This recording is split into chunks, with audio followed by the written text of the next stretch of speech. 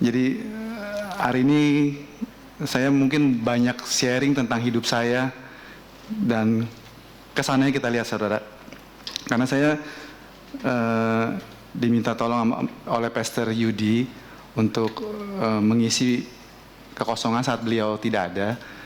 Dan saya jujurnya,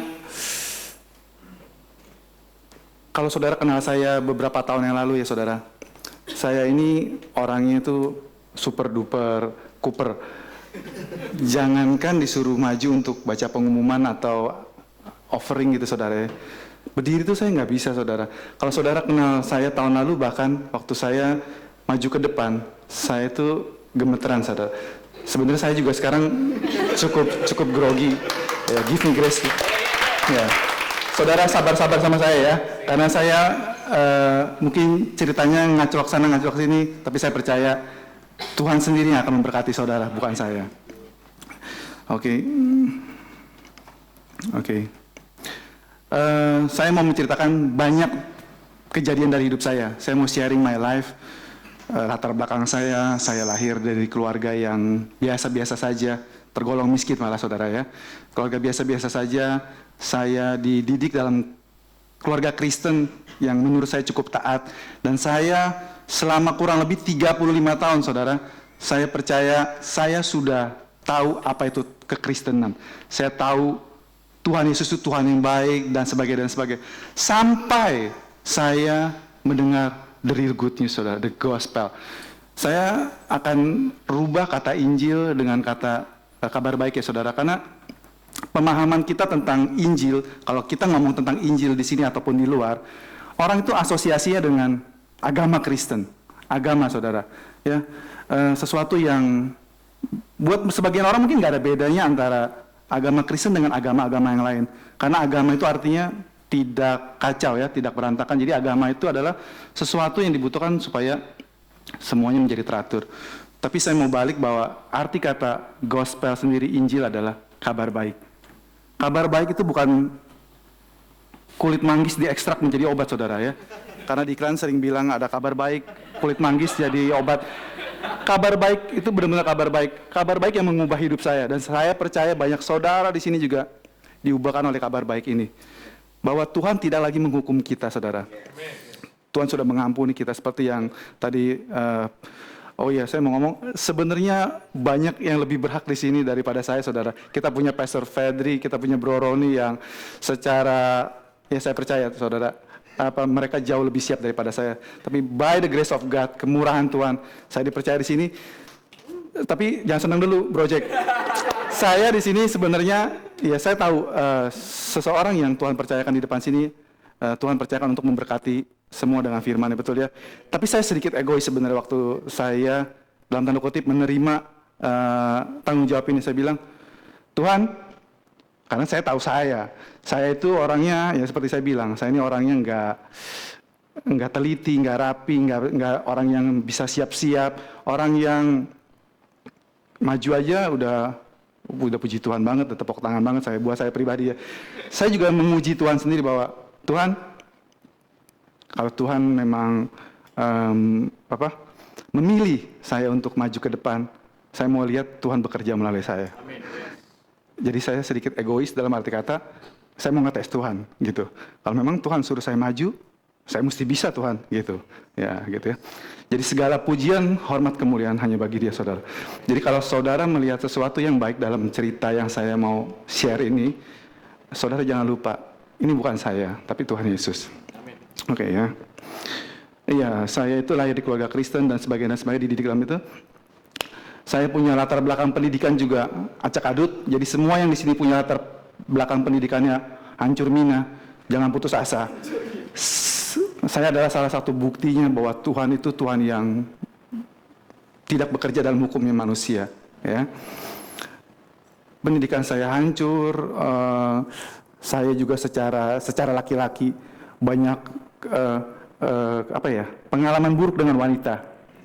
Ya, saya pernah ditolak perempuan, saya pernah udah jadian diputusin, saya pernah lagi jadian ditinggalin ke Amerika karena sekeluarga bedol desa ke sana ya. Nah saya Pokoknya saudara mungkin melihat saya sekarang ini nih, saya bukannya bilang saya ganteng ya saudara ya. Saya bilang yang sekarang saudara lihat ini jauh lebih mending daripada saudara ngelihat saya dulu. Saya sebenarnya punya foto-fotonya, tapi saya nggak mau siapin untuk Steven tayangkan. Karena saya rasa saya cukup mempermalukan diri saya sampai di sini aja. Saya tuh, saudara bayangin sendiri ya, saya tuh dulu rambutnya megar, keriting, nggak jelas gitu ya. Terus kumisnya kayak lele, kayak tukul ya, di ujung-ujung sini, pakai kacamata warnanya emas begitu. Saudara bisa bayangin dah, hancur mina. Nggak heran kalau saya nggak laku istilahnya saudara ya. Tapi by the grace of God, sekarang ini, wow saya, wah makasih bro, waduh puji Tuhan banget. Ya, saya nggak merasa diri saya ganteng, tapi saya merasa, wah this is the revised version of my old self, gitu ya. Jadi dulu saya punya ekspektasi itu. Ini buat cowok-cowok yang mungkin masih single ya. Saya dulu punya ekspektasi, ya tahu diri lah God, muka segitu itu ya asal punya pasangan aja udah mestinya tepuk tangan gitu ya. Tapi Tuhan itu baik saudara. Even walau dalam keadaan saya tidak mengerti seberapa besar Tuhan itu baik sama saya, Tuhan itu bekerja lebih dulu tanpa saya minta. Oh iya, saya satu lagi punya kelemahan saudara. Saya ini kalau di depan, kalau cerita sesuatu tentang hal kebaikan Tuhan, saudara, suara saya tiba-tiba bisa geter.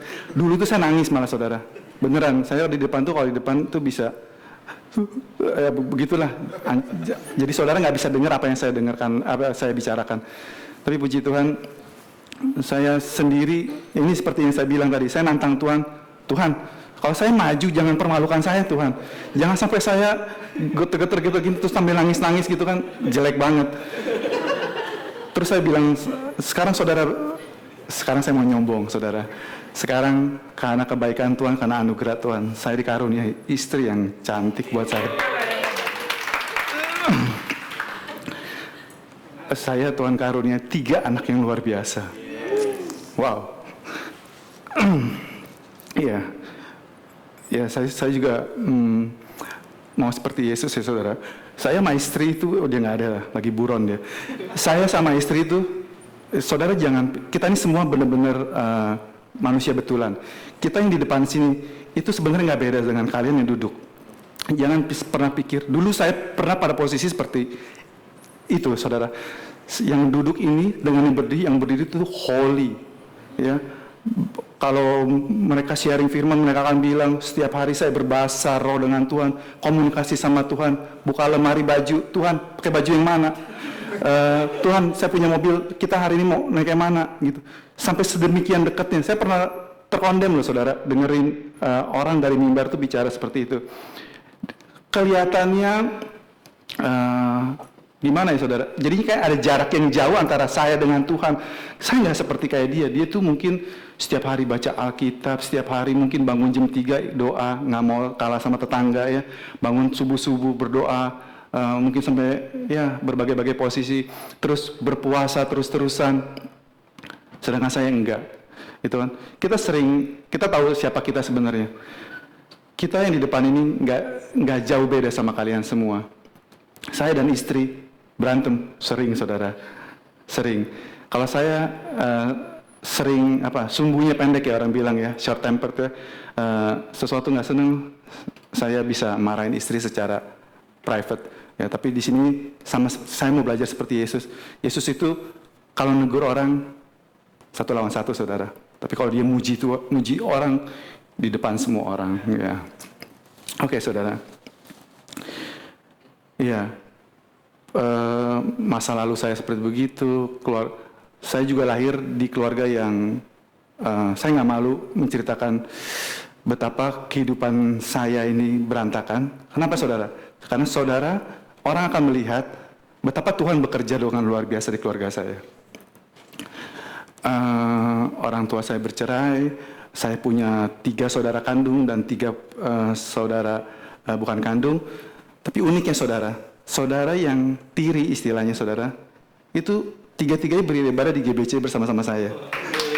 Luar biasa ya. Tuhan itu punya cara kerja yang unik, yang kita nggak bisa ngerti saudara.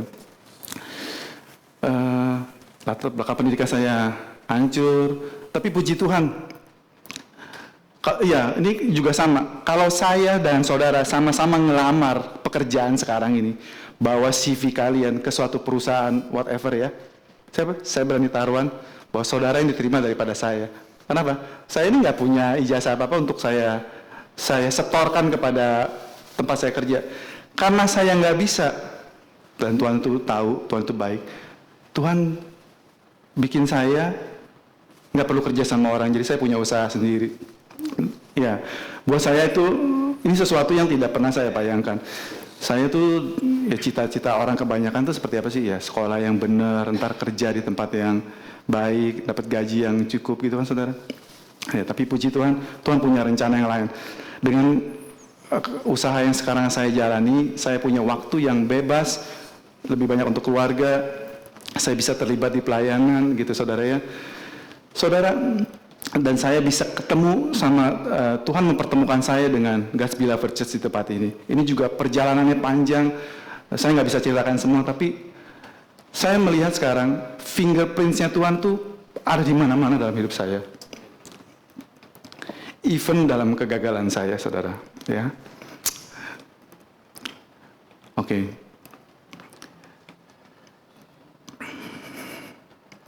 Iya. Saya percaya leader-leader sini juga, saya dipertemukan dengan para leader yang luar biasa, saudara. Saudara, kalau istilahnya Fedri atau Roni, Arlen, semua leader sini dikasih kesempatan berdiri di depan, mereka tuh sebenarnya nggak bisa berhenti, saudara. Kalau nggak diberhentiin, kayak misalnya Fedri cuman dibatasi, Fed, kamu hanya nyanyi ya, Fed. Atau kamu hanya pimpin perjamuan ya, Ron hanya baca pengumuman ya. Karena kalau nggak dibatasin saudara, mereka juga sama, judulnya cerita This Good News. Karena kebaikan Tuhan yang kami rasakan, yang nyata dalam hidup kami itu nggak bisa disembunyiin saudara, nggak bisa dikonten oleh hidup kita sendiri. Kita mau sharing, kita mau bagikan. Apa sih kebaikan Tuhan itu? Iya, ada orang juga pernah tanya sama saya, God, kamu memang selain, kamu kan lahir dari keluarga Kristen ya, pernah nggak kamu belajar agama lain dalam tanda kutip ya? Di sekolah pernah diajarin sedikit. Iya, dia bilang, kenapa kamu nggak belajar tahu dulu yang lain-lain, agama ini. Setelah kamu tahu semua, baru kamu memilih Kristus, itu kayaknya lebih fair. Ini logika manusia ya saudara ya. Kalau kamu lihat mobil, kamu udah tahu ada merek A, B, C, D, kamu udah test drive semua. Kalau kamu beli yang A, karena kamu sudah coba semuanya, kamu bilang yang A ini yang terbaik, gitu kan? Tapi yang nanya ini orang pintar saudara, dan saya bersyukur saya nggak terlalu pintar seperti dia. Jadi pertanyaannya nggak mempertanyakan Tuhan. Karena saya ingat saya mengutip Pastor Daud punya perkataan ya, Tuhan itu bukan Tuhan yang untuk dipertanyakan. Kalau Tuhan itu bisa dimengerti oleh otak kita yang kecil ini, yang bahkan dengan otak kita yang kecil ini, kita pun hanya pakai 10% saja, saya nggak bisa menyembah Tuhan yang bisa saya mengerti dengan otak saya yang kecil ini. Saya butuh Tuhan yang tidak bisa saya mengerti, yang tidak bisa saya jelaskan. Karena kalau Tuhan saya bisa saya jelasin, kenapa dia bisa begini, kenapa dia bisa begitu, buat saya, dia itu terlalu biasa-biasa. Terus Tuhan, saya dapat pertanyaan seperti gini, saya juga mikir, iya ya, kenapa saya nggak pernah coba-coba yang lain, Tuhan-Tuhan yang lain, baru saya memilih Yesus, seolah-olah begitu ya. Padahal Alkitab jelas ngajarin kita bahwa bukan kita yang memilih Tuhan, tetapi Tuhan yang lebih dulu memilih kita. Even when we were a sinner, ya. Bahkan waktu pada saat kita jadi orang berdosa, jadi orang durhaka. Terus Tuhan ngomong begini sama saya, God, gambaran apa yang paling saya sering gambarkan antara hubungan jemaat dengan aku, kata dia. Saya bilang suami dan istri salah satunya ya.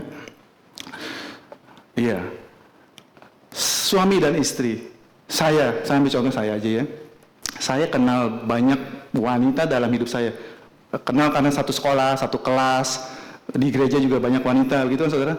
Tapi saya nggak perlu pacarin semua untuk saya pilih istri, jadi istri saya kan, begitu kan? Sama, begitu kamu tahu she's the one, begitu kamu kenal Lucia dan kamu jadi suami istri, kamu akan percaya bahwa Lucia adalah bagian saya, istilah begitu. Saya nggak perlu pacaran sama si A, si B, si C, semuanya gitu, saudara. Ya, oke. Kabar baik ini, saudara, cerita tentang betapa Tuhan mengasihi kita, betapa Tuhan menyelamatkan kita, saudara. Banyak hal yang saya dapatkan dari GBC sini dan juga dari Pastor Prince, saudara. Karena jujur kita memang banyak makan dari pelayanan dari Pastor Prince ya. Ya, contohnya waktu saudara pasti tahu cerita tentang waktu Yesus keluar menuju kota yang namanya Nain. Ya, saudara, Nain itu artinya, Nain itu bukan kota ya, desa malah. Jadi desa yang kecil. Yesus segerombolan berbondong-bondong, lalu Yesus berpapasan dengan satu rombongan lagi yang keluar dari kota Nain, yaitu rombongan orang mengawal orang meninggal, saudara ya.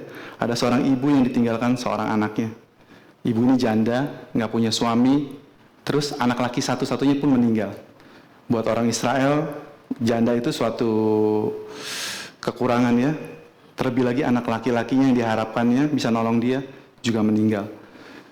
Dua rombongan ini bertemu karena Pastor Prince pernah kasih gambaran foto di desa Nain kurang lebih di awal tahun 1900-an. Jalannya itu jalan setapak, nggak seperti kita jalannya gede-gede, saudara ya. Jadi kedua rombongan ini bertemu di satu titik kurang lebih, di mana anak Allah yang Maha Kuasa, anak tunggal yang kehidupan ada di dalam dirinya, bertemu dengan seorang ibu yang kehilangan anak tunggalnya yang meninggal. Dan saudara bisa tahu, waktu kematian dan kehidupan ketemu, sewaktu terang dengan gelap ketemu, siapa yang menang? Iya, saudara tahu jawabannya. Bahwa Jesus, His grace, kasih karunia-Nya lebih dari semua kelemahan kita, kekalahan kita, dosa kita. Dia sudah menang, saudara. Oke. Terus, kenapa saya dan leader-leader lain di sini senang banget ngomongin tentang Tuhan Yesus? Karena benar-benar gospel ini, kabar baik ini, mengubah hidup kami semua. Ya, saudara, kabar baik seperti apa sih? Dulu saya tahunya Tuhan itu Tuhan yang kadang marah, kadang sangat baik. Tapi sekarang saya tahu iya dan amin pasti bahwa Tuhan itu hanya Tuhan yang baik. Tuhan pernah marah nggak? Pernah. Waktu saat Yesus disalib 2000 tahun yang lalu. Semua kemarahan Tuhan terhadap kita, dosa-dosa kita, walaupun kita di masa depan pada saat itu, semua sudah Tuhan rangkum di kayu salib dan Tuhan hajar habis, Tuhan hukum. Dan seperti Pastor Fedri bilang tadi, bahkan Yesus membayar lebih dari apa yang hukum Taurat itu tuntut, saudara. Ya. Kalau kita baca, kita cari tahu, pernah nggak Yesus marah, saudara? Ada saudara tahu kapan Yesus pernah marah? Mungkin dari kita tahunya waktu dia sama orang Farisi, dia marah. Waktu dia membalik-balikan penukaran uang di rumah di Bait Allah, di pelataran Bait Allah, dia marah ya. Tapi kita menyimpulkan itu karena melihat apa ya yang dia lakukan, betul saudara ya? Karena dia membalik-balikan, berarti dia marah. Tapi Alkitab, saudara, tidak pernah menyebut itu Yesus marah dan dia membalik-balikan, tidak. Kapan spesifik Yesus marah tertulis di Alkitab, di keempat kitab Injil ini? Yaitu pada saat Yesus pada hari Sabat itu dia ditantang istilahnya sama orang Yahudi, apakah orang yang tangannya pendek sebelah itu akan disembuhkan di hari Sabat. Kita baca itu ada di Markus 3 kalau nggak salah.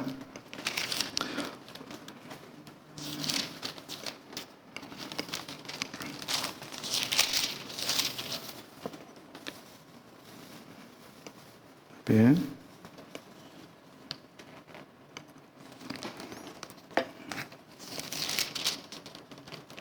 Ya, Markus 3.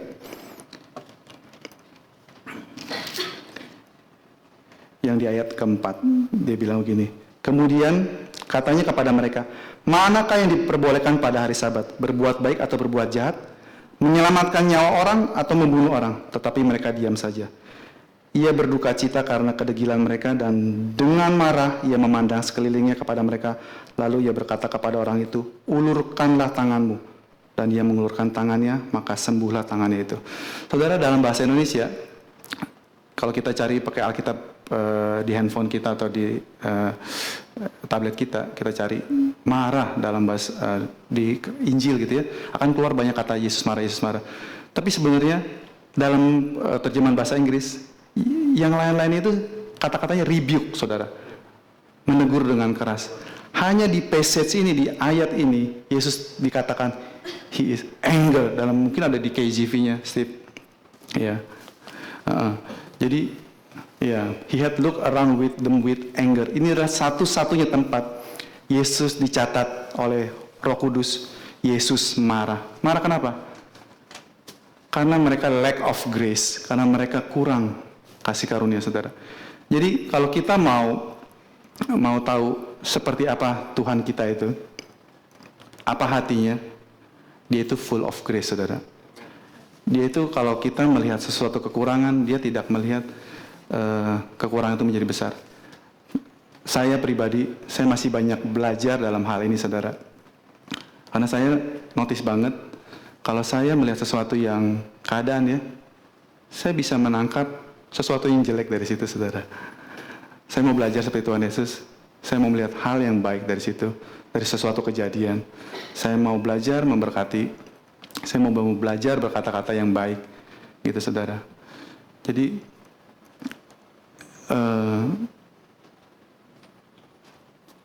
kita sebagai orang Kristen seringkali nggak sabar. Nggak sabar dalam arti kata apa? Kalau kita melihat, tahu ada orang yang baru diselamatkan, baru terima Tuhan, baru bertobat lah istilahnya ya. Tapi kita nggak sabar untuk mereka segera berubah gitu, kayak saban 1/100 detik gitu ya. Begitu dia terima Tuhan Yesus, yang tadinya punya kebiasaan buruk, katakanlah merokok, marah-marah, dan sebagainya, saudara, itu segera berubah. Tapi saudara, Tuhan itu menggambarkan kita itu seperti anggur ya, pohon ya, bahwa waktu benih ditanam, benih itu perlu waktu untuk dia tumbuh dan sampai akhirnya berbuah. Jadi kita harap kita lebih sabar sama saudara-saudara kita yang walaupun kita tahu ini orang Kristen nih, udah dengar Pastor Yudi, Pastor Lita setiap minggu ngomong tentang grace, kebaikan Tuhan, kebaikan, tapi kok hidupnya masih begitu-begitu aja, masih bikin saya sebel, masih banyak kelakuannya menurut saya tidak baik. Ya, sabar saudara. Kita mau melihat seperti bagaimana Yesus memandang. Ya, kita sama-sama belajar menuju lebih baik ya saudara ya. Kita sama-sama bertumbuh di dalam Kristus di tempat ini. Puji Tuhan. Lalu juga saudara, banyak sekali pertanyaan-pertanyaan yang tadinya saya nggak bisa dapatkan waktu saya waktu dulu di latar belakang Kristen ini, hidup sebagai orang Kristen, saudara. Saya itu berada di satu titik, di satu poin, di mana saya merasa kekristenan ini bullshit. Kekristenan ini omong kosong. Tidak bisa, ini hanya teori. Yesus baik, Yesus begini-begini. Tapi banyak titik-titik, banyak poin-poin tertentu yang dibilang, saya rasakan ini ada sesuatu yang bertabrakan, kontradiksi. Gitu ya. Yesus bilang, contohnya, kalau tangan kamu menyesatkan kamu, potong. Mata kamu membuat kamu gara-gara mata suka ngeliat yang aneh-aneh, kamu masuk neraka, lebih baik dicungkil. Tapi buat saya itu nggak aplikasi banget, nggak bisa diterapkan dalam kehidupan sehari-hari, saudara. Gitu, banyak hal yang saya tidak mengerti dalam firman Tuhan, yang di mimbar pun gimana ya, eh, saya tidak bisa menjawabkan, tidak bisa memuaskan saya. Jadi saya sempat kosong secara penampilan, secara KTP, secara apa, saya selalu kalau ditanya orang Kristen. Percaya Yesus, tapi sebenarnya dalam saya hampa. Ya saudara, sampai saya menemukan kabar baik ini. Kabar baik ini banyak mengubah dalam hidup saya. Kalau dulu saya marah sama istri, saudara, istri saya membuat sesuatu yang tidak menyenangkan buat saya ya. Ini subjektif ya. Dia melakukan sesuatu yang tidak menyenangkan buat saya bisa langsung ngomelin dia. Tat, gitu. Saya mungkin buat sebagian kalian, saya ini orangnya yang alim, baik-baik, kalem gitu ya. Sebenarnya saya tuh kalau mesti tanya Sis Lucia, saya ini buat dia mungkin one of the minus people in the world gitu ya. Saya kalau ngomong sama dia itu pedas banget gitu ya. Tapi setelah beberapa tahun ini saya tiba-tiba disadarkan Tuhan, begitu ada sesuatu yang gak enak, biasanya saya langsung marah, jer gitu ya. Saya jadi bisa diem gitu, bisa ditahan gitu. Sampai Tuhan bilang, tuh, kamu aja perlu waktu gitu, kamu perlu waktu. Masih kesel nggak di dalam? Masih saudara. Dan ini saya juga lagi menuju mau belajar yang ke tahap lebih lagi. Saya minta kemurahan Tuhan, kasih karunia Tuhan, terus mengubah saya. Bedanya apa? Dulu saya ngomel, kesel, langsung marah. Kalau sekarang saya masih kesel tapi saya diem. Supaya saya nggak bikin panjang lagi, nggak bikin dia sakit hati lagi, nggak bikin itu lagi. Tapi istri saya bisa melihat, kamu sekarang agak berubah gitu istilahnya. Ya puji Tuhan.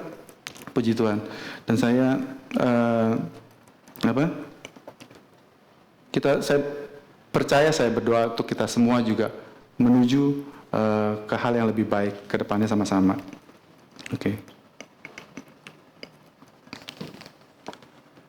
Lalu tentang, saya diingatkan Tuhan tentang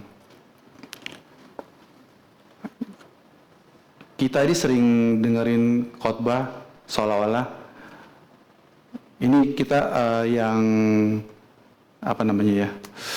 baru dengar kabar tentang Injil kasih karunia. Ini kita sering radikal gila-gilaan, gak jelas saudara ya.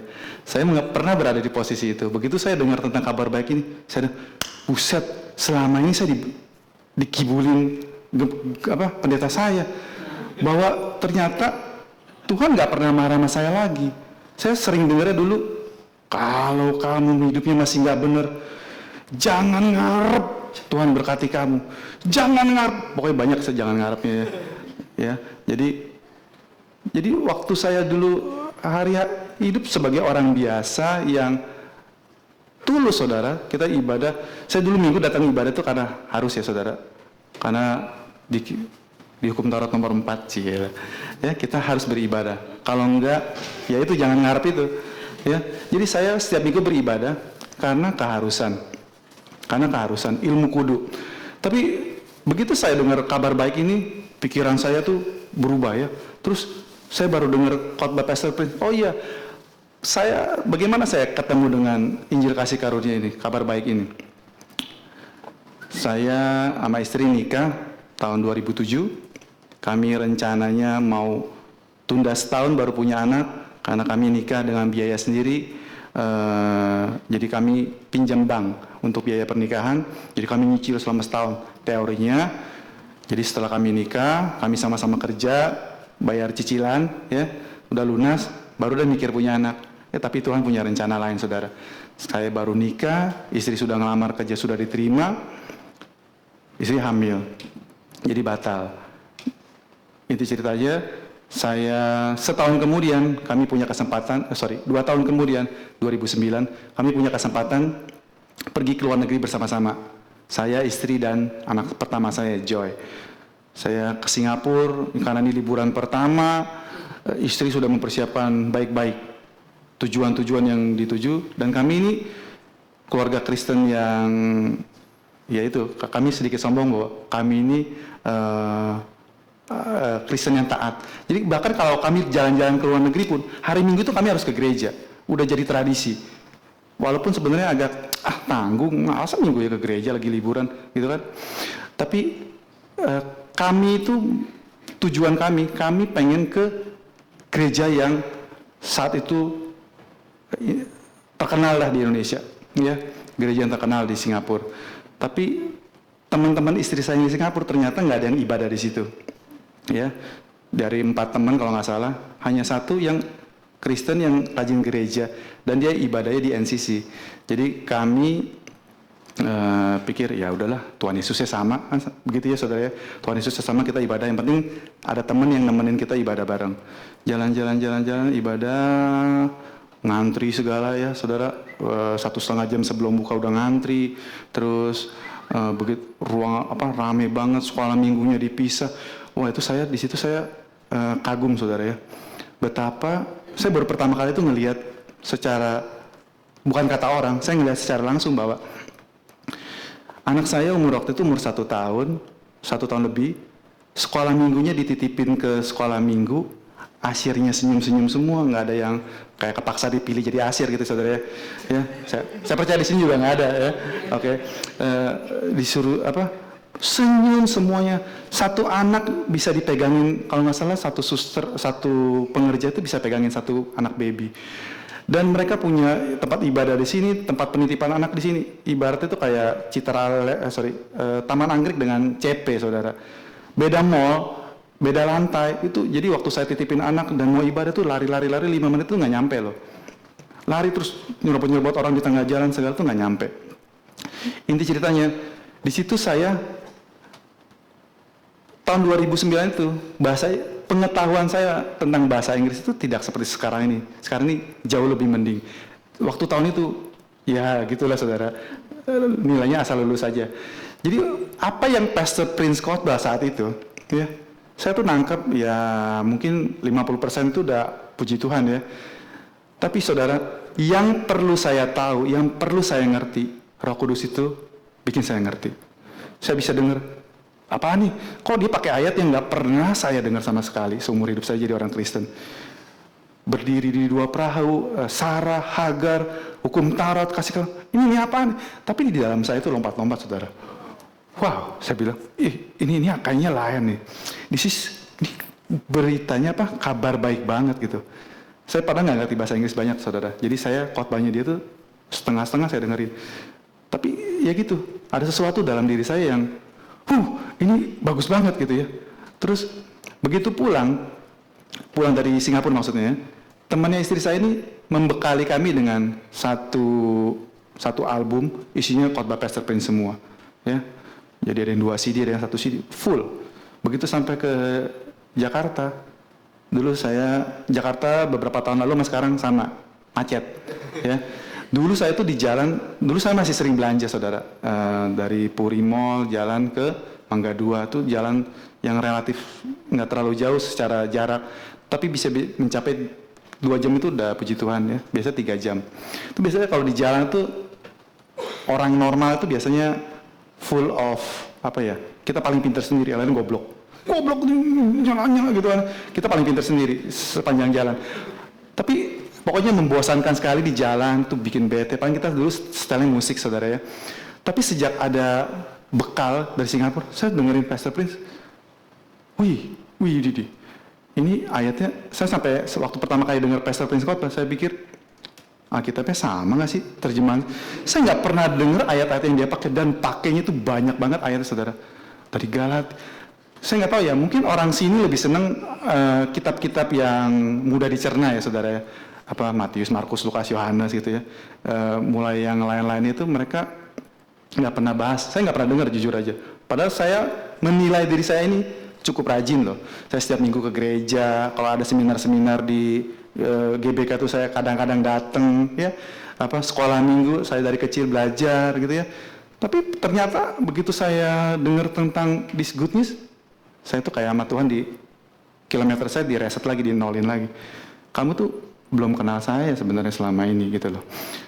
Kalaupun kenalnya itu nggak full, setengah-setengah. Kamu masih menganggap bahwa saya ini Tuhan yang baik, tapi kadang-kadang jahat.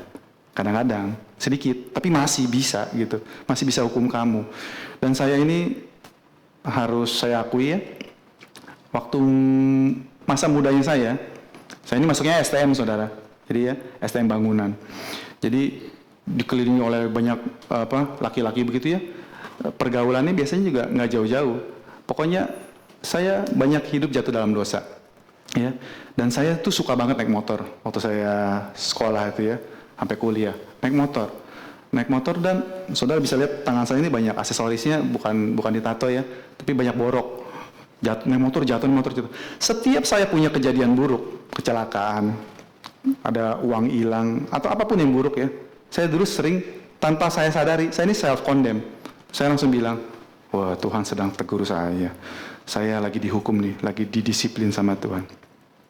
Dan saya percaya kebanyakan orang Kristen pun mengamini bahwa kita sedang dihukum Tuhan karena kita melanggar hukum-hukumnya ya, gitu ya saudara.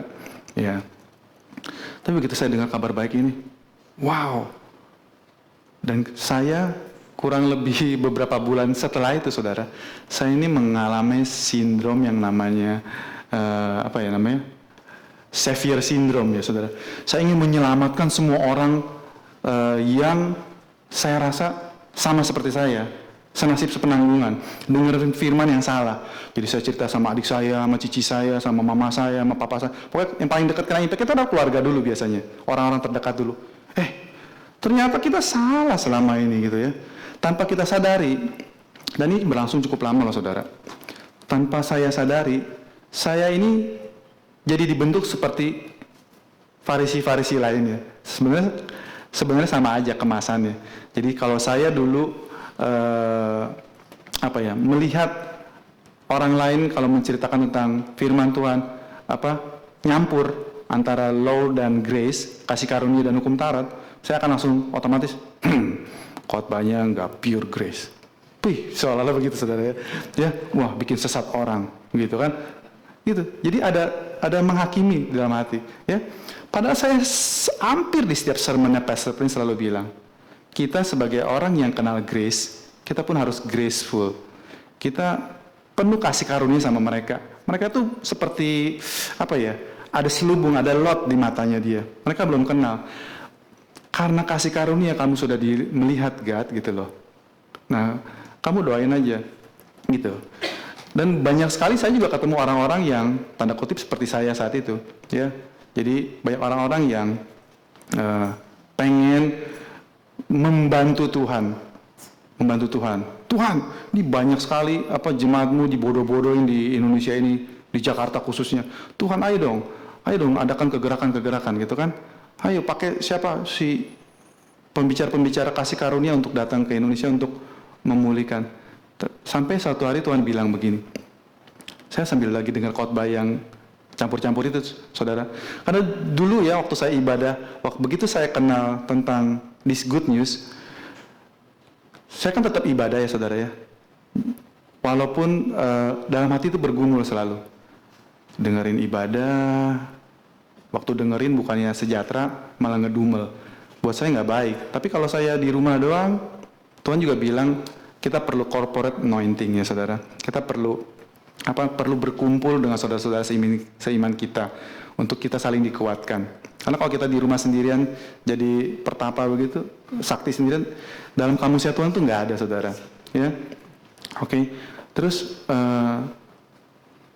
banyak kali kita sering merasa perlu membantu Tuhan untuk menyelamatkan orang-orang di sekitar kita, gitu. Sampai suatu hari Tuhan bilang begitu, God, kamu ini kayak Abraham tau nggak, gitu loh. Kenapa? Gitu kan? Ini lagi dengerin khotbah pendeta lain, saya komplain soalnya saudara sama Tuhan. Tuhan, saya ngeliatin di sebelah saya semuanya, begitu hidup benar, kalau nggak begini. Mereka bilang amin gitu kan ya. Saya ngeliatin mereka, kasihan banget gitu ya. Tapi waktu saat saya lagi jadi orang Farisi baru saudara, Tuhan ngomong seperti gitu. Kamu seperti Abraham. Kenapa? Karena kamu merasa perlu menolong Tuhan, menolong saya untuk melahirkan Ishak, gitu loh. Saya nggak butuh bantuan kamu. Kalau saya mau bikin seluruh Indonesia ini kenal sama saya bisa suruh siapa aja, suruh bebek ngomong, suruh apa, nggak perlu kamu, nggak perlu. Saya langsung jep tuh, saudara. Oh iya, sombong banget saya, saudara. Dan satu titik pemulihan saya adalah waktu overseer Pastor Paul itu datang dari Singapura membimbing kita pertama kali. Dia cerita tentang law and grace. Dia bilang kita ini sering masih merasa bahwa ada pertentangan bahwa kita yang ini aliran grace, yang ini aliran campur-campur, ya aliran campur sari. Enggak loh saudara. Pastor Paul itu menjelaskan berdasarkan biblikal. Ya, jadi benar saudara. Apapun yang kalian dengar dari mimbar, jangan terlalu percaya saya, jangan terlalu percaya sama Pastor Yudi, ya, Pastor Lita. Tapi saudara cek sendiri di Alkitab, benar nggak? Gitu loh. Karena kita harus benar-benar, patokan kita itu bukan karena perkataan seseorang, apalagi ngaku-ngaku nabi gitu ya. Patokan kita adalah Alkitab. Kalau Alkitab mengkonfirm, take it, yes, gitu ya. Oke, kalau Alkitab bilang enggak, jangan pernah kita bilang yes, walaupun yang ngomong itu kalian sangat respect. Karena apa yang diomongin itu enggak sesuai dengan Alkitab. Oke. Terus Pastor Paul bilang begini, Yesus, saya lupa ada di mana ya saudara. Tapi intinya paragrafnya dibuka dengan seperti gini. Waktu itu Yesus pada hari Sabat, Yesus datang ke sinagoga seperti yang biasa dia lakukan setiap hari Sabat. Saudara nangkep ya? Sorry saya nggak persiapkan ini tiba-tiba aja. Passage-nya keluar seperti gitu. Pastor Paul kasih tahu begini. Yesus itu setiap hari Sabat sampai dia umur 33 pelayanan itu saudara 30 ya. Di setiap hari Sabat tuh datang ke sinagoga. Kira-kira di sinagoga itu apa sih yang diomongin? Apakah tentang full kasih karunia? Enggak saudara. Tentu saja hukum Taurat yang diberitakan di sinagoga. Tapi kita pernah dengar nggak Yesus komplain? Rabi, bukan begitu. Dia menginterupsi Rabi yang bicara di sinagoga. Bukan begitu maksud Bapak saya. Maksudnya Tuhan adalah begini. Enggak saudara. Yesus itu tahu waktu kapan dia mesti ngomong. Yesus itu benar-benar full of grace. Di sini saya, titik saya seperti kena gambar saudara. Bahwa selama ini saya sok suci, sok tahu, sok pinter, mengkategorikan kamu ini orang low, kamu ini orang grace, kamu ini mixing dan sebagainya gitu ya. No, itu kedaulatan Tuhan saudara. Bagian kita adalah terus menceritakan kebaikan Tuhan. Sama siapapun saudara. Bagian kita, ya itu dia, terus menceritakan kebaikan Tuhan. Dia orang percaya nggak percaya, dia orang argue, atau dia orang, ya bagian kita terus menceritakan kebaikan Tuhan buat saya gitu. Ya, terus, ya sejak saat itu, saya, walaupun jujurnya, sampai saat ini pun saya masih kadang-kadang ilfil saudara kalau dengar sesuatu. Makanya saya membatasi diri untuk tidak mendengarkan sermon-sermon yang tidak recommended. Ya, karena Pastor Prince juga bilang demikian bahwa 10 minggu berturut-turut kamu datang ke GBC dengerin kabar pure kasih karunia kebaikan Tuhan. Tapi di minggu ke-11 kamu iseng-iseng dapat masukan tentang kamu harus berbuat supaya kamu berkenan kepada Tuhan. Kamu harus begini kalau nggak begitu. Bisa lupa saudara semua 10 minggu yang ke belakang itu saudara. Ya saudara, jadi saya sangat encourage saudara-saudara untuk terus makan, dengar. Oh iya, mungkin saudara juga sering dengar tentang terus baca Alkitab. Ya saudara, kami pun sebenarnya sangat menganjurkan kita baca firman saudara. Tapi spiritnya beda. Kalau kita dulu disuruh membaca firman Tuhan, disuruh berenungan setiap hari, itu supaya kelihatan religius, saudara. Tapi kami mengencourage saudara-saudara untuk banyak makan firman Tuhan. Makanya kalau istilahnya malas nyari dari mana, kita dari WhatsApp grup gereja kan sering sharing ayat-ayat gitu ya. Makanya seperti yang Bro Roni bilang tadi, datang di tengah minggu. Karena kita ini sering lupa, benar-benar sering lupa. Saya sendiri sering lupa. Saya perlu diingatkan. Banyak hal yang saya barusan ngomongin ini Sebenarnya untuk mengingatkan saya juga bahwa saya sering lupa dalam banyak area kehidupan saya bahwa ini semua adalah kasih karunia Tuhan, bahwa saya bisa seperti ini sampai sekarang ini. Kita dianjurkan untuk baca firman Tuhan supaya kita punya peluru, saudara. Kan Tuhan Yesus kasih perumpamaan tentang benih yang disebar di 4 macam tanah, saudara. Jadi perlu ada benih yang didengar, saudara. Dan iblis itu kerjanya bukan mencuri waktu dia sudah bertumbuh. Dia berusaha mencuri firman yang begitu ditabur, dia langsung sikat supaya nggak sempat tumbuh. Kalau kita tidak makan firman, tidak dapat benih itu, tidak makan benih itu, tidak mempersiapkan diri kita menjadi tanah yang siap ditabur, saudara. Iblis seneng banget. Firman nyampe, dengar kabar baik, langsung disikat sama dia. Jadi begitu kekhawatiran datang, begitu kita menghadapi kehidupan yang sesungguhnya yang keras di luar sana, sikut sana, sikut sini, makan sana, makan sini, kita down, saudara. Kita down. Ya. Terus, ini juga satu kabar baik. Tentang penebus kita. Bahwa Yesus sendiri yang menebus. Kita sering dengar pasti, saudara, ya.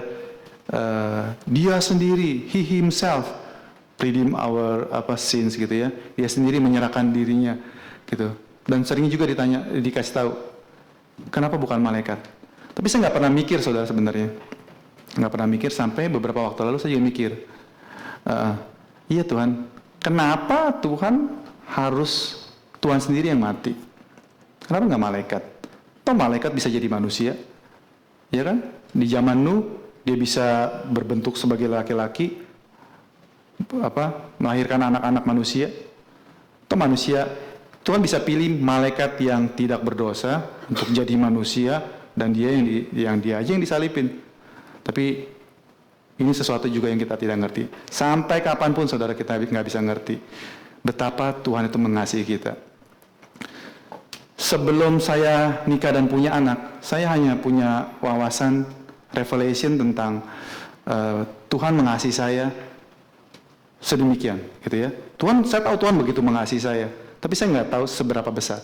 Sampai saya nikah. Sebagai seorang suami pasti yang normal, ya saudara, ya, nggak pengen istrinya tuh terjadi apa-apa. Dia rela mengambil sesuatu yang buruk demi istri gantiin, gitu ya. Terus punya anak juga. Begitu punyanya sama, kita dapat revelation baru lagi. Walaupun saya tahu tentang hati Bapa dan sebagainya, tapi saya cuma terbatas sebagai knowledge. Saya tidak mengalami pengalaman pribadi. Sampai begitu saya punya anak, sekarang saya tahu. Wow, begitukah cintanya Bapa sama anak, gitu ya.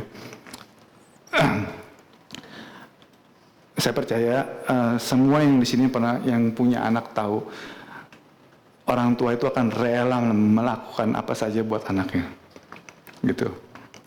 Jadi even revelation kita tentang Kristus pun bertambah lagi seiring dengan experience in our life. Jadi saya encourage buat semuanya, buat yang apapun keadaan kita saat ini dalam kehidupan kita bermasalah, ya saudara, jangan pernah lari dari Tuhan. Selalu lihat kepada Kristus. Dia waktu disalib tuh dia seperti ular tembaga, ya saudara. Dia ada passage di Alkitab yang mengatakan, ada lagunya juga di sekolah minggu, jika Yesus ditinggikan, gitu ya, dan salibnya diberitakan, pasti dia menarik semua orang datang kepadanya sekarang. Tapi kata-kata orang itu sebenarnya italic. Jadi arti sebenarnya adalah kalau Yesus ditinggikan, dia akan menarik semuanya kepada dia. Sama seperti ular tembaga. Waktu ini konteksnya Yesus ngomong sama Nikodemus adalah tentang ular tembaga. Apa itu ular tembaga? Waktu bangsa Israel berjalan di padang gurun, mereka itu sama seperti saya, sering ngeluh, saudara, ya. Aduh Tuhan, udah tanggal segini harus bayar ini. Padahal Tuhan setiap hari menyatakan mujizatnya, hari demi hari. Saya dulu sering self-righteous, saudara. Saya bilang, ini 12 murid ini keterlaluan. Setiap hari lihat mujizat. masih bisa hianati Tuhan Yesus. Keterlaluan ini. Bangsa Israel juga 2,5 juta ini bejat-bejat semua. Kalau saya lahir waktu itu, saya pasti ikut Tuhan. Saya bilangnya gitu, saudara. Ya, tapi enggak, saudara. Kalau saya lahir jadi murid Yesus pun di antara 12 itu, sama kalian juga, ya. Kalian akan melakukan sama persis. Apa yang Alkitab catat tentang Thomas, gara-gara dia nggak datang di satu hari Minggu, namanya tercatat seluruhnya, selama-lamanya sebagai Thomas, orang yang ragu, ya, gara-gara dia nggak datang ibadah satu minggu. Jadi jangan sampai nggak ibadah, saudara. Ya, terus Petrus, si pembual, si omong besar, itu sebenarnya gambaran kita semua, saudara. Bangsa Israel yang tegar tengkuk pun gambaran kita. Saudara, setiap hari lihat mujizat Tuhan, masih nggak percaya Tuhan itu Tuhan yang supply, gitu. Jadi di akhir perjalanan mereka yang 40 tahun, mereka komplain sama Tuhan seperti biasa. Tapi komplainnya kali ini mungkin keterlaluan ya. Dia bilang apa? Mana yang Tuhan kasih setiap hari di padang gurun itu? Makanan yang memuakan, bosen sama makanan tidak berguna ini, kata dia gitu. Ya. Padahal mana itu adalah lambang Yesus, tipologi Yesus, mana dari surga roti hidup itu sendiri. Tapi bangsa Israel tuh melalui pemimpin-pemimpinnya, inilah di mana kita perlu berada benar-benar di bawah leadership yang benar, saudara. Karena kemana leader kita pergi, kita tuh ngikut di bawah leadershipnya mereka. Leader kita benar, kita semua diberkati Tuhan, istilahnya begitu. Leader kita ngaco, Tuhan hukum gara-gara leader kita. Ya, saudara. Para pemimpin bangsa Israel bilang, kami muak, gitu kan, dengan makanan tidak berguna ini. Tuhan angkat perlindungannya. Semua ular itu datang memagut bangsa Israel, ya. Tuhan nggak ciptakan ular itu, saudara. Ular itu sudah ada, cuma Tuhan selama ini pagerin, saudara. Tapi begitu mereka komplain, ya. Tapi ingat, saudara, ini semua di perjanjian lama. Puji Tuhan, kita ini sekarang di dalam Kristus. Jadi Tuhan tidak pernah angkat tangan kita, pagernya kita, ya. Tuhan angkat pagernya. Ular-ular itu matokin. Syarat sembuhnya gimana, saudara? Gampang. Hanya barang siapa yang melihat kepada ular tembaga itu, dia disembuhkan. Melihat itu kerjaan yang susah apa? Gampang sih, saudara. Gampang, tinggal lihat tok gitu kan, ya. Tapi buat bangsa Israel saat itu yang kena gigit itu, buat mereka tuh berat sekali. Mereka lebih seneng, lebih gampang ngelihat luka dia, aduh, bolong, luka gitu ya, sakit gitu kan, daripada melihat ular tembaga itu. Yesus bilang, barang siapa, kalau aku ditinggikan, ya, dia akan menarik semua hukuman kita, semua hal-hal yang tidak perlu kita terima, penghukuman kita, masa lalu kita yang mengajar-ngajar kita, semuanya Tuhan tarik semua yang jelek-jelek itu. Dan kabar baiknya, saudara, Tuhan sudah tarik itu semua 2000 tahun yang lalu. Kita ini sebenarnya hidup di dalam masa anugerah, saudara. Ya, sekarang bagian kita adalah menghadap tahta, bukan tahta penghakiman, saudara. Kita ini berada di posisi menghadap tahta kasih karunia Allah. Ya, saudara. Jadi terus datang setiap minggu, dengarkan kebaikan Tuhan. Tidak lagi kondem. Kalau dulu saya Senin sampai Sabtu udah cukup capek kerja di luar, udah banyak tekanan, stres. Hari Minggu datang ke gereja berharap dapat kesegaran rohani gitu, saudara. Malah dapatnya bonus. Pukulan ke-7, ya, hari ke-7 dapat hajar lagi. Puji Tuhan, saudara tetap datang beribadah di tempat ini khususnya, ya. Kita akan terus mendengar kebaikan Tuhan hari lepas hari. Selalu mendengar bahwa hanya yang terbaik yang Tuhan rancangkan buat kita semua. Tuhan tidak pernah marah lagi sama kita. Tuhan tidak lagi menghukum kita. Tuhan memanggil engkau anak, bukan hamba. Ya, saudara, kita melakukan pekerjaan hamba, tapi karena kita mau, ya, dan ada kemuliaan di situ, karena kita adalah statusnya anak, bukan hamba. Ya, saudara, kalau kita jadi orang tua, punya warisan, dan kita pilih anjing yang taat banget atau anak yang nakal, Kita tetap warisan kita kepada anak. Walaupun dia nakal, dia adalah anak kita. Daripada anjing yang super taat, saudara. Ya, saudara. Oke, mungkin sampai di sini dulu. Mari kita berdoa. Terima kasih Tuhan Yesus buat kebaikan-Mu Tuhan dalam hidup kami. Terima kasih buat waktu yang Tuhan sediakan untuk mendengarkan betapa Tuhan bekerja luar biasa dalam hidup kami, saudara. Terima kasih Tuhan. Terima kasih Bapak. Kalau ada di sini saudara yang belum pernah kenal, belum pernah terima Tuhan Yesus, dan saudara ingin mengenal, ingin mengundang Yesus masuk dalam hati saudara. Dia adalah pribadi yang luar biasa, saudara. Sukar untuk tidak jatuh cinta kepada pribadi ini yang namanya Yesus. Dia memberikan dirinya sendiri untuk mati menebus dosa saudara dan saya. Dia tinggalkan surga untuk menebus kita karena kasih-Nya yang begitu besar, yang tidak pernah engkau akan mengerti betapa besar kasih-Nya terhadap kita. Bahkan malaikat pun bingung, saudara. Waktu malaikat jatuh, Tuhan tidak menebus malaikat itu. Tapi saat manusia berdosa, manusia jatuh, Tuhan mengutus anaknya yang sangat dikasihi untuk mati gantikan saudara dan saya. Dia tidak mengutus malaikat, saudara. Dia mengutus anaknya. The best, yang terbaik dari surga, Tuhan sudah berikan buat kita. Masakah, kesehatan, pasangan hidup, keuangan, hal-hal kecil lainnya mungkin besar buat kita, saudara. Tapi di mata Tuhan itu sangat kecil. Itu tidak ada yang perlu dikorbankan bagi Tuhan. Tuhan tinggal kasih, Tuhan tinggal ngambil. Tapi waktu dia menyerahkan Yesus, dia memberikan segalanya. Dia memberikan yang terindah dari surga. Terima dia, saudara. Kalau ada saudara-saudara yang baru pertama kali ingin mengundang Yesus menjadi Tuhan dan Juru Selamat, ikuti doa saya. Tuhan Yesus yang baik, terima kasih Tuhan Yesus buat kabar baik ini, bahwa aku diselamatkan Tuhan, bukan karena perbuatan saya, tapi karena Yesus sudah menebus dosa saya sekali untuk selamanya. Saya dibenarkan, saya diangkat menjadi anak, suatu posisi yang luar biasa. Raja semesta ini mengangkat kita sebagai anak. Kita adalah pewaris tahta Allah. Terima kasih Tuhan Yesus, Kau mengundang Engkau masuk dalam hidup saya, menjadi Tuhan dan Raja dalam hidup saya. Aku percaya Engkau, aku mengaku Engkau bahwa Engkau adalah Tuhan dan Juru Selamat saya. Hidup di dalam saya. Terima kasih Tuhan Yesus. Terima kasih. Terima kasih.